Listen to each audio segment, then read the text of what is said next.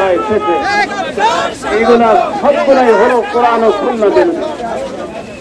এই দেশের উলামায়ে কেরামের ঈমান ও আকীদার উপরে, তাওহীদের জনতার ঈমান ও আকীদার উপরে আঘাত হানবে আমরা কোন মুসলমানরা বরদাস্ত করব না। নারী নীতিমালার নামে, সংস্কারের নামে যে সমস্ত প্রস্তাবনা এখানে এসেছে এইগুলাকে সমস্তগুলাকে বাতিল করতেই হবে। আলহামদুলিল্লাহ। সম্মানিত উপস্থিতি, এই পর্যায়ে বক্তব্য রাখবেন আন্তর্জাতিক বিদ্রোহ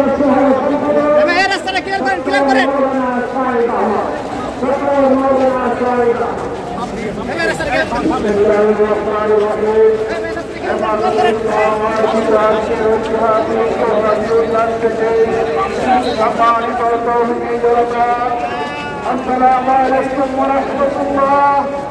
আপনারা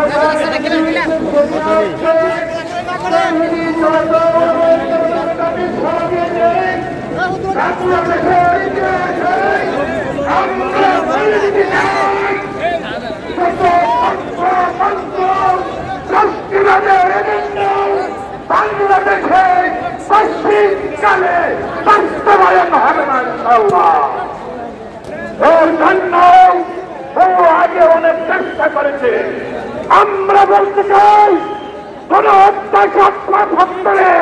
নির্বাচনের আগে বিচার হতে হবে। আর আপনার আগামীতে রাজনীতি বাতিল হবে।